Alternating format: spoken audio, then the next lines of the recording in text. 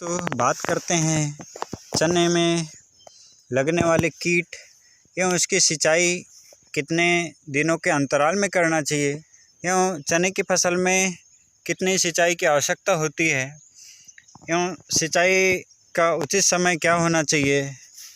चने में आवश्यकता अनुसार 2 से 3 सिंचाइयों की आवश्यकता होती है। वैसे इसकी भूमि की बात की जाए, चने में काली दोमट मिट्टी में चने की फसल बहुत अच्छी होती है एवं उसका उत्पादन बहुत अच्छा मिलता है एवं इसकी सिंचाई हल्की सिंचाई करना चाहिए। चने को बहुत ज़्यादा पानी की आवश्यकता नहीं होती है एवं चने में स्प्रिंकलर से सिंचाई करना बहुत अच्छा होता है। स्प्रिंकलर से सिंचाई करने से हल्की सिंचाई हो जाती है, जिससे चने की फसल को बहुत हल्की सिंचाई की आवश्यकता होती है, बहुत ज़्यादा पानी देने की आवश्यकता नहीं होती है। चने में कैल्शियम, आयरन, कार्बोहाइड्रेट, वसा की मात्रा होती है एवं चने का उपयोग औषधि के रूप में भी किया जाता है। चने का उपयोग खून साफ करने के लिए भी इसका उपयोग किया जाता है एवं इसका उत्पादन सबसे ज़्यादा मध्य प्रदेश में चने का सबसे ज़्यादा उत्पादन होता है। चने की फसल जब अपन बुआई करते हैं, फसल को दीमक एवं कटवर्म के प्रकोप से बचाने के लिए जब अपन अंतिम जुताई करते हैं, उस समय हेप्टाक्लोर 4% या क्विनालोपास 1.5% का, मिथाइल पैराथियोन 2% या एंडोसल्फान की 1.5% जो डस्ट होता है उसकी मात्रा को छिड़काव करना चाहिए, जिससे दीमक का प्रकोप नहीं होता एवं फसल में दीमक का प्रभाव बहुत कम हो जाता है। चने की फसल को उपचारित कर बोने से इसमें फंगस रोग नहीं लगते हैं। उपचारित करते समय कुछ बातों का ध्यान रखना अति आवश्यक होता है, जिससे बीज उपचारित कर उकटा रोग न लगे एवं चने की फसल में जो फंगस रोग लगने के कारण चना इस तरह मर जाता है, यह रोग न लगे इसके लिए बीज उपचारित करना बहुत आवश्यक होता है। बीज उपचारित करते समय कुछ बातों का ध्यान रखना बहुत ज़रूरी होता है। सबसे पहले उसे फफूंदनाशी जो फंगस वाली दवाइयाँ हैं उससे उपचारित करना चाहिए और उसके बाद ही कीटनाशक का इस्तेमाल करना चाहिए।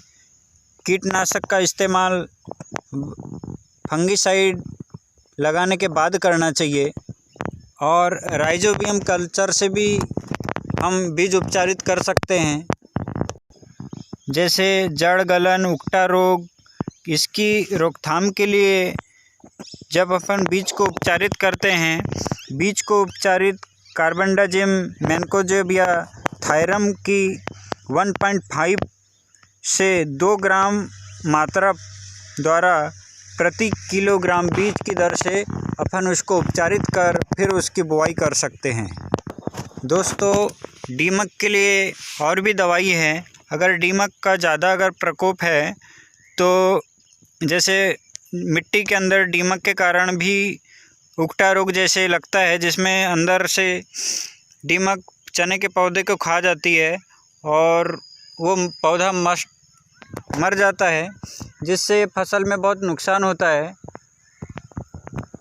दीमक के लिए क्लोरोपाइरीफास जो दवा है या फिर इंडोसल्फान 35 cc, इसको भी मिलाकर हम दीमक से मुक्त हो सकते हैं एवं चने की फसल में दीमक का बहुत कम खतरा रहता है। चने की बुआई का समय अगर बात करें तो चने की बुआई अक्टूबर से शुरू हो जाती है, वह नवंबर के लास्ट सप्ताह तक चलती है।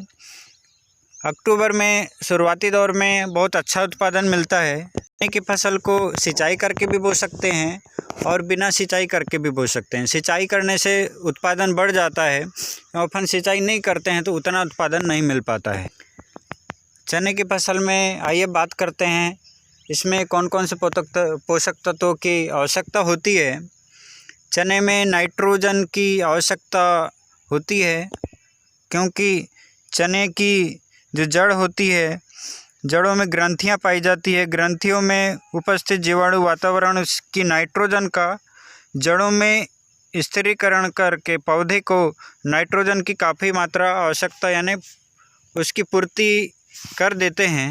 चने में नाइट्रोजन, फास्फोरस, अमोनियम सल्फेट और गोबर खाद, कंपोस्ट खाद भी दे सकते हैं, जिससे अच्छा उत्पादन मिलता है।